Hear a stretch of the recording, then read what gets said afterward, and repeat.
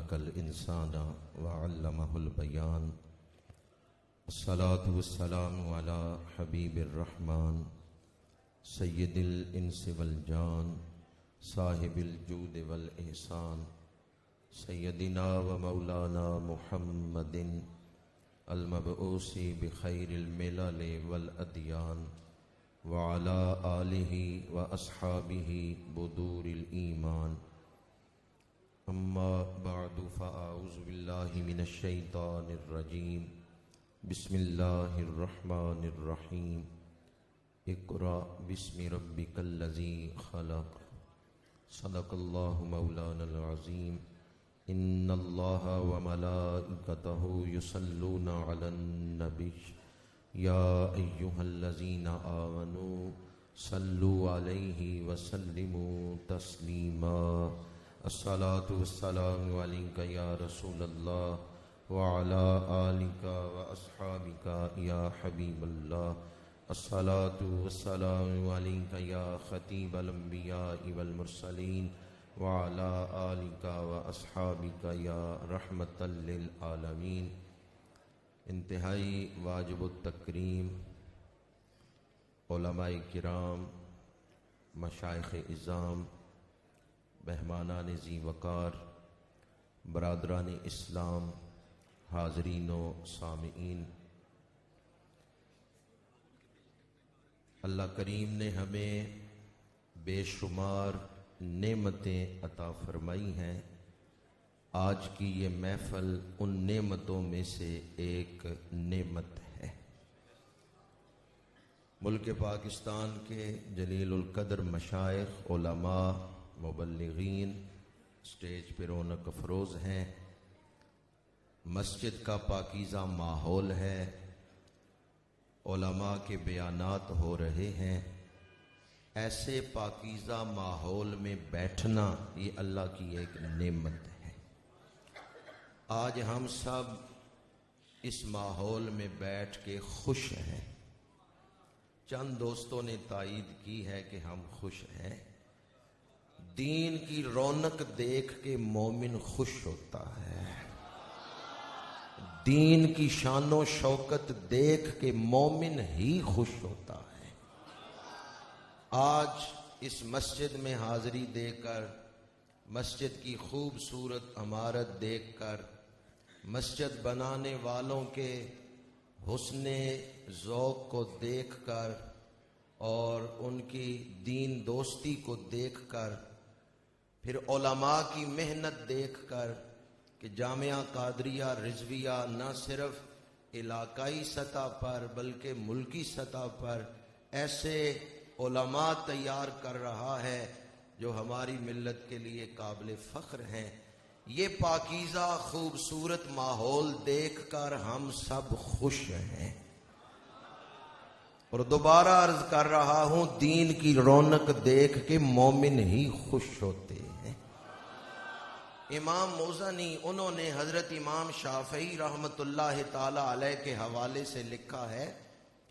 آپ فرماتے ہیں، میں جب کسی عالم دین سے دین کی بات سنتا، یہ امام شافعی فرما رہے ہیں جو خود امام مجتہد ہیں لیکن اپنے دور طالب علمی کی بات سنا رہے ہیں، فرماتے ہیں جب میں کسی استاد سے دین کی بات سنتا تو مجھے اتنی خوشی ہوتی تھی، یوں محسوس ہوتا میرے بال کو کان مل گئے ہیں، خون کے قطرے قطرے کو کان مل گئے ہیں اور وہ سب یہ بات سن رہے ہیں اور میری خوشی میں شامل ہو گئے ہیں.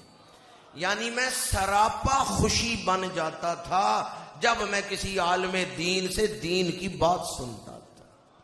اور یہی امام موزنی امام شافعی کے حوالے سے روایت کرتے ہیں کہ امام شافعی فرماتے ہیں جیسے ماں کو گم شدہ بچے کی تلاش ہوتی ہے، اس طرح مجھے ان علمی محفلوں کی تلاش ہوتی تھی. وہ محافل جن میں دین بیان کیا جاتا، اسرار و رموز سکھائے جاتے، علمی نکات بیان ہوتے، ان محفلوں کو میں اس طرح تلاش کرتا تھا جس طرح ماں اپنے گم شدہ بچے کو تلاش کرتی ہیں. اس وقت اس کا ذہن بس ایک نقطے پر ہی ہوتا ہے، کہیں سے مجھے گما ہوا بیٹا مل جائے، کسی اور طرف اس کا ذہن جاتا ہی نہیں ہے۔ امام شافعی فرماتے ہیں میری ساری توجہ ایسی محفلوں کو تلاش کرنے پہ ہوتی تھی، تو اگر اللہ نے ہمیں ایسی محفل عطا کی ہے تو ہمیں شکرانہ کرنا چاہیے یا نہیں کرنا چاہیے؟ جامعہ قادریہ رضویہ دین کا ایک مرکز ہے، مرکز خیر ہے۔ ہمیں مستقبل میں اسلام کی ضرورت ہے تو ہمیں ان مراکز خیر کی ضرورت ہے۔ صرف سر کی آنکھوں سے نہ دیکھیں کہ عمارت کتنی خوبصورت بن رہی ہے، بے شک بڑی خوبصورت عمارت ہے، پر اس میں جو دولت بانٹی جائے گی وہ اس سے بھی زیادہ خوبصورت ہے۔ صفہ کے چبوترے پہ بیٹھ کر خاتم النبیین صلی اللہ علیہ وآلہ وسلم نے انسانیت کو جو علم عطا فرمایا، اس ادارے میں وہی علم تقسیم کیا جائے گا، علم نبوت۔ بعض لوگ کہتے ہیں دین کے علم میں کیا رکھا ہے، بچے کو عالم بناؤ گے، دین کے علم میں کیا رکھا ہے؟ یہ تحقیر ہے علم دین کی، اور اگر علم دین کی تحقیر دل میں ہو وہ کفر تک لے جاتی۔ جب میرے آقا کریم فرمائے العلماء ورثۃ الانبیاء، علماء نبیوں کے وارث ہیں، تو مجھے بتائیں وراثت انبیاء کوئی معمولی دولت ہے؟ نبیوں کی وراثت مل جائے یہ کوئی چھوٹی دولت ہے، کوئی تھوڑا خزانہ ہے؟ پرواز ہے دونوں کی سی ایک فضا میں، کرگس کا جہاں اور ہے شاہین کا جہاں اور۔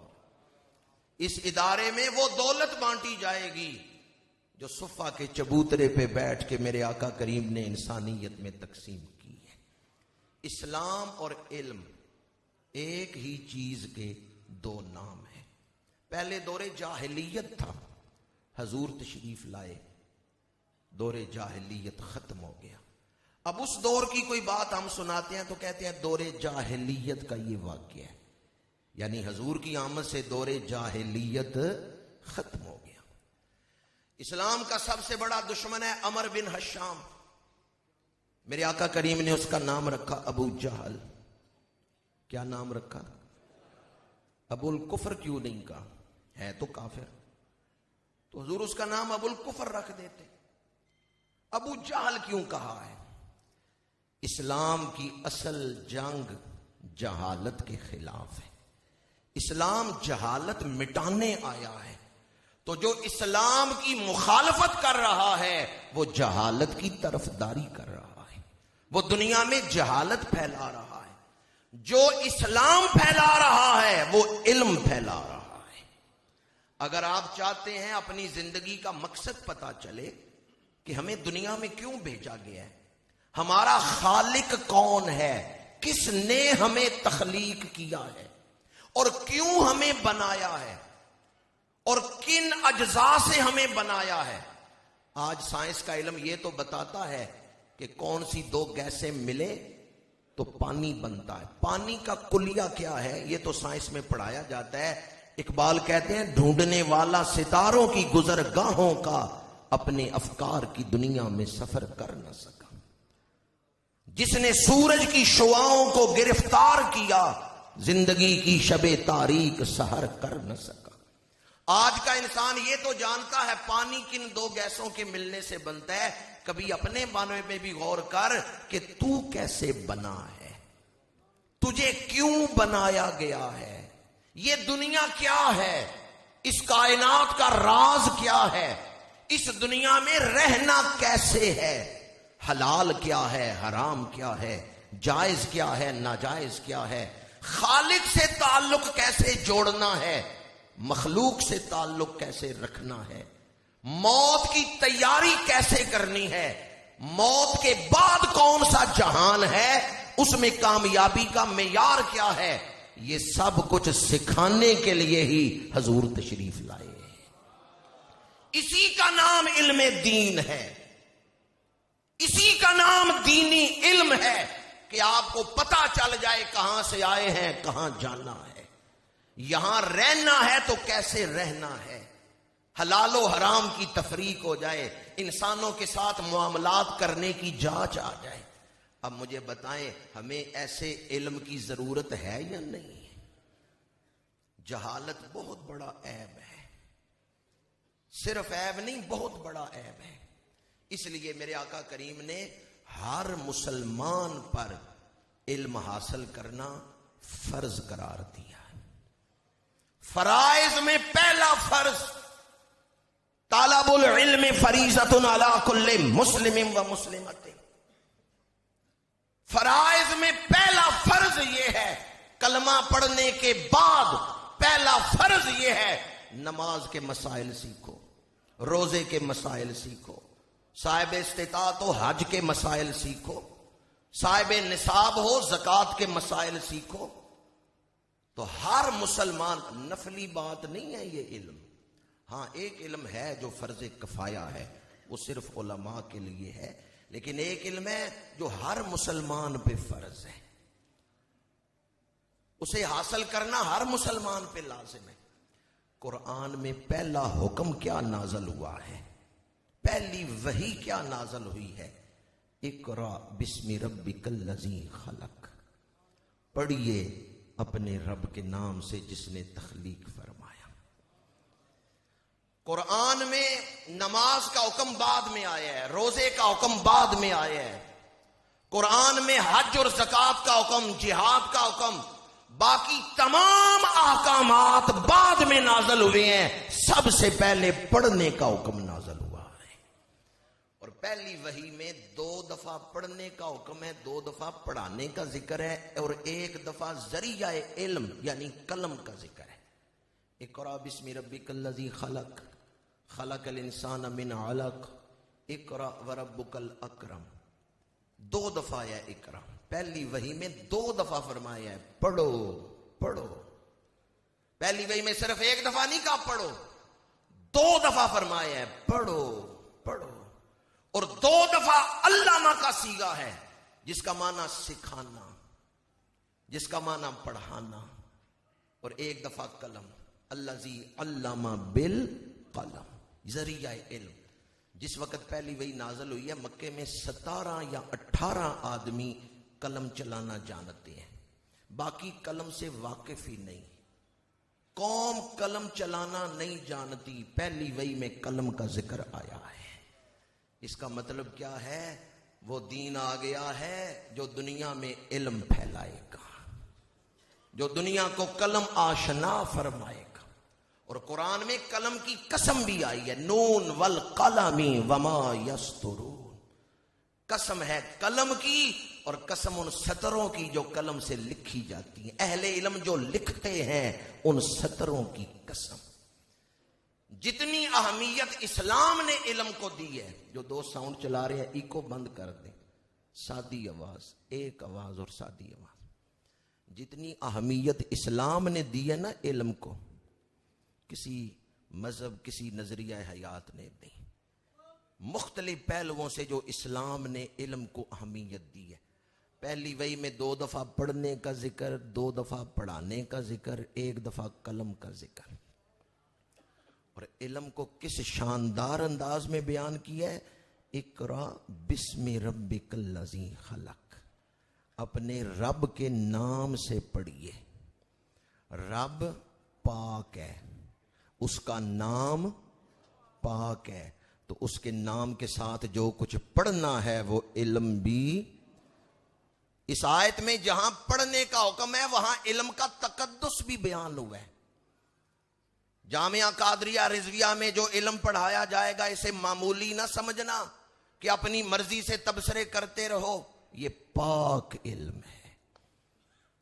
رب پاک ہے، اس کا نام پاک ہے، تو جب اس کے نام کے ساتھ علم حاصل کرنا ہے تو وہ علم بھی ایک ہے، صرف علم ایک ہے، علم کا تقدس، علم کا وقار۔ اسی لیے تو امام شافعی فرماتے ہیں کہ گناہوں سے اپنے آپ کو بچاؤ ورنہ علم سے محروم ہو جاؤ گے، اس لیے کہ نور گندے برتن میں نہیں ڈالا جاتا، علم پاک ہے، پاک برتن میں ڈالا جائے گا۔ بعض لوگ علم حاصل کرتے ہیں، انہیں گردانیں بہت آتی ہیں، لیکن ان کے علم میں برکت نہیں ہوتی، بے برکت علم۔ یہ جو ہے نا بسم ربک الذی، تو بسم اللہ سے تو ہم برکت حاصل کرتے ہیں نا، بسم اللہ الرحمن الرحیم۔ اس کا مطلب ہے وہ علم حاصل کرنا ہے جو علم برکت والا ہے۔ پہلا نقطہ میں نے عرض کیا کہ علم پاک ہے، تمہیں پاک کرے گا۔ یہ عمومی معنی کر رہا ہوں امت کے حوالے سے، کہ آج اگر کوئی گناہگار، کوئی غافل علم دین حاصل کرے گا، یہ علم اسے پاک کرے گا۔ حضرت سفیان ثوری رحمۃ اللہ تعالی علیہ کا فرمان ہے، وہ تو بہت بڑی ہستی تھے، ہماری اصلاح کے لیے انہوں نے فرماتے ہیں ہم نے علم سیکھا دنیا کے لیے، پر علم نے ہمیں دنیا کا نہیں رہنے دیا، اس نے ہمیں آخرت کا بنا دیا ہے۔ یعنی علم حاصل کرو گے، علم تمہاری سوچ کو پاک کرے گا، تمہیں حیوانی سطح سے اٹھا کے فرشتوں سے افضل و اعلیٰ بنا دے گا۔ علم پتھر تراش کے ہیرے بنا دیتا ہے۔ ایک تو علم پاک ہے، تمہیں پاک کرے گا، اور دوسری چیز علم برکت والا ہے، تمہیں مبارک بنا دے گا۔ سارے وجود ایک جیسے نہیں ہوتے، کچھ وجود ہوتے ہیں مبارک، جہاں چلے جائیں وہاں برکتیں، جہاں سے گزر جائیں وہاں برکتیں۔ ابھی میں یہاں حاضر ہوا ہوں تو زینت الاصفیاء حضرت قبلہ پروفیسر صابر علی صاحب رحمۃ اللہ تعالی علیہ، ان کی تصویر میں نے راستے میں ایک جگہ لگی دیکھی، بلکہ فیکٹری میں بھی دیکھی۔ وہ بھی اللہ کے ایسے بندے ہی تھے کہ جنہوں نے للہیت کے ساتھ دین کی خدمت کی ہے، الہ کلمت الحق کے لیے ہوکا دیا ہے۔ تو جب کوئی اللہ کا بن جاتا ہے، پھر اللہ اس کا بن جاتا ہے۔ میرے آقا کریم نے فرمایا جس وجود سے دنیا کو خیر ملتی ہے، وہ وجود دنیا میں چلتا پھرتا ہو تو برکت والا ہے، دنیا سے چلا جائے جس قبر میں لٹایا جائے گا وہ قبر بھی برکتیں تقسیم کر رہی ہے۔ یہ جو علم ہے یہ بابرکت بناتا ہے۔ اور علم کی برکت کیسے حاصل ہوتی ہے؟ حسن نیت سے۔ جس نیت سے آپ علم حاصل کر، سارے علماء برکت والے نہیں ہوتے، علماء سو بھی ہوتے ہیں۔ کسی قبرستان میں شیخ الحدیث دفنایا جا رہا ہے اور قبر عذاب الہی سے پناہ مانگ رہی ہے، چونکہ اس کا عقیدہ یا عمل ٹھیک نہیں تھا۔ کسی قبرستان میں یسرن القرآن پڑھانے والا استاد دفنایا جا رہا ہے، پورے قبرستان پہ رحمتیں نازل ہو رہی ہیں۔ کیوں؟ اس کی نیت اچھی تھی۔ تو علم حاصل کرنے سے پہلے نیت درست کر لینا۔ بڑی مشہور آیت ہے، ہم اکثر سنتے ہیں، الا بذکر اللہ تطمئن القلوب۔ خوب غور سے سنو، دلوں کا سکون اللہ کے ذکر میں۔ قرآن سیکھا نہیں، دین پڑھا نہیں، حالانکہ وہاں دین پڑھایا جا رہا تھا اور یہ نہیں گیا، اس نے دینی علم کے ساتھ، قرآن کے ساتھ بے وفائی کی ہے۔ یہ بے وفا شخص ہے کہ اس کے علاقے میں دین پڑھایا جا رہا ہے اور یہ اس میں شامل ہی نہیں ہو رہا۔ قرآن سکھانے والے استاد قرآن سکھا رہے ہیں اور یہ گھر بیٹھ کے فضولیات میں لگا ہوا ہے، یہ بے وفا شخص ہے۔ آج ہم گل برادران کو بھی، علامہ سجاد احمد صاحب کو بھی، اور سٹیج پہ بیٹھے ہوئے تمام علماء کو بھی یقین دلاتے ہیں انشاءاللہ ہم بے وفائی نہیں کریں گے۔ جیسے آج ذوق و شوق سے شامل ہوئے ہیں، اسی طرح اس ادارے کو جن مقاصد حسنہ کے تحت بنایا گیا ان کی تکمیل میں اپنا کردار ادا کریں گے۔ حضرت ابن مخلد رحمت اللہ تعالی علیہ کے بارے میں ہے، کتاب کا نام ہے منہج احمد فی تراجم اصحاب احمد۔ امام احمد بن حنبل بغداد میں تشریف فرما ہے اور حکومت نے پابندی لگا دی کہ آپ درس حدیث نہیں دے سکتے۔ فتنہ خلق قرآن کے ایام کا واقعہ ہے۔ اندلس سے ایک طالب علم سفر کر کے بغداد پہنچا اور پیدل سفر کر کے آئے۔ بغداد پہنچا تو پتہ چلا کہ حضرت امام احمد بن حنبل پہ پابندی ہے، وہ درس حدیث نہیں دے سکتے۔ اس نے بیس بدلا، بھیک مانگنے والوں کی شکل میں آواز لگاتا ہوا صدا وسدے رہن دوارے، وہ جو بغداد میں انداز تھا، میں اس کا ترجمہ سنا رہا ہوں۔ حضرت امام احمد بن حنبل کے دروازے پہ پہنچا، دستک دی، امام باہر تشریف لائے. اس نے کہا میں آٹا مانگنے نہیں آیا، میں علم حدیث سیکھنے آیا. آپ نے فرمایا میرے اوپر سرکاری پابندی ہے، میں حدیث نہیں پڑھا سکتا. اس نے کہا میں بڑی دور سے آیا ہوں. آپ نے فرمایا کہاں سے آئے ہو؟ افریقہ سے. اس نے کہا نہیں، ہم سمندر پار کر کے افریقہ جاتے ہیں، افریقہ سے بھی آگے آیا ہوں.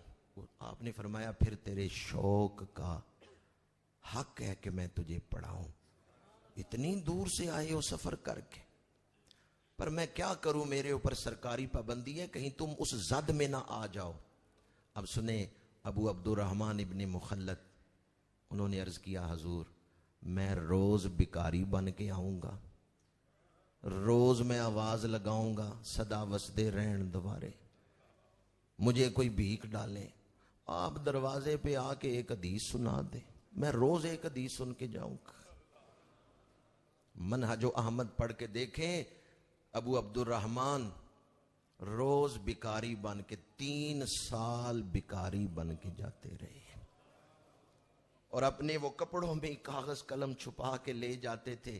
امام احمد بن حنبل دروازے کے اندر تشریف فرما ہوتے، کبھی 1 کبھی 2، زیادہ نہیں، روزانہ 1 یا 2 حدیثیں آپ اندر سے املا کرواتے. یہ باہر بیکاریوں کی طرح آواز لگاتے ہوئے علم حدیث سیکھ لیتے. ہزاروں رحمتیں ہوں ان محنت کرنے والوں پر جنہوں نے دین کے لیے محنت کی.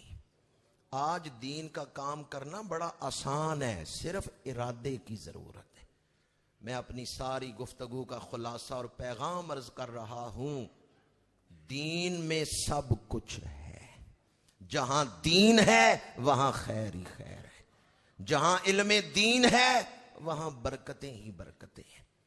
ہالینڈ کی ایک سیاسی جماعت ہے PVV، ان کا سینئر رکن وین ورڈر اسلام کے خلاف ریسرچ کر رہا تھا.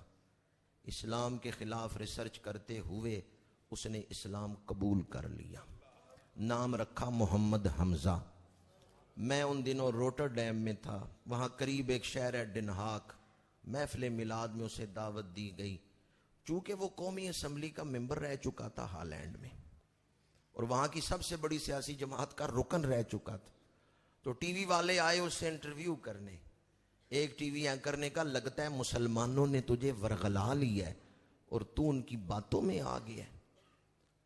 جو ہی اس نے کہا نا لگتا ہے مسلمانوں نے تجھے ورغلا لیا ہے، تو ان کی باتوں میں آ گیا ہے، سیاسی کیریئر ختم کر دیا ہے، اسلام قبول کر لیا ہے. اس نے فوراً جواب دیا I am not that person who follows others' opinions without his research.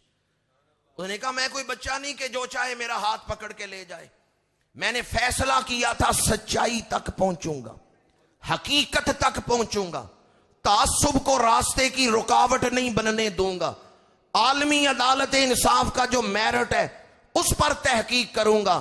آج میری ساری زندگی کی تحقیق کا نتیجہ یہ ہے، دنیا میں قرآن جیسی کتاب کوئی نہیں ہے، محمد عربی جیسی ہستی کوئی نہیں. سب سے اولا و اعلیٰ جرمنی کا شہر ہے نیورنبرگ، سٹوٹگارٹ سے 200 کلومیٹر کے فاصلے پہ ہے. المدینہ مسجد، ختم نبوت کانفرنس میں شامل ہوا. میرے دوستوں نے بتایا یہ مسجد پہلے شراب خانہ تھی، نائٹ کلب تھا، اس کا مالک غیر مسلم تھا. جس دن اس نے کلمہ پڑھا 4 کروڑ روپے کی جگہ مسجد کو دے دی.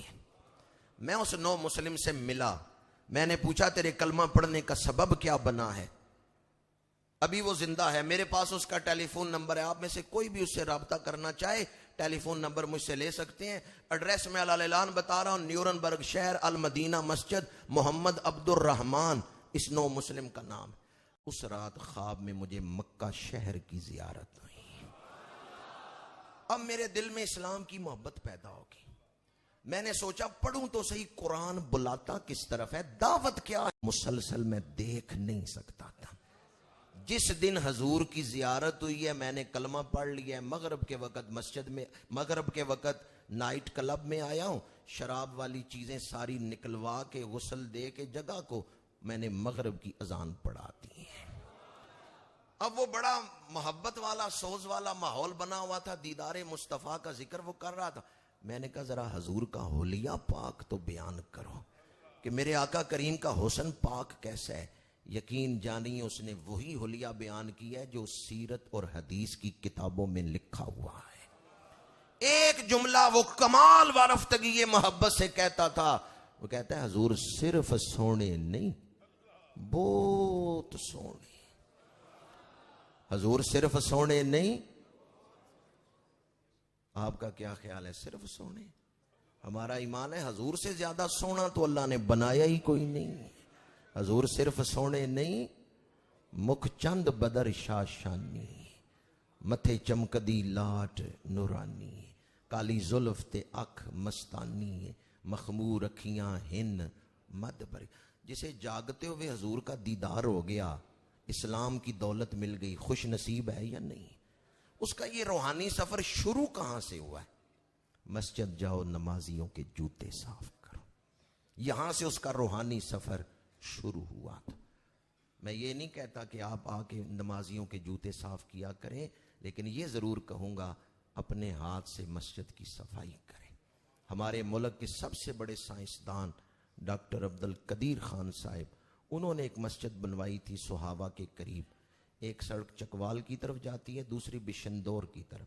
تو جو بشندور والی سڑک ہے اس پہ حضرت شہاب الدین محمد غوری رحمۃ اللہ علیہ کا مزار ہے.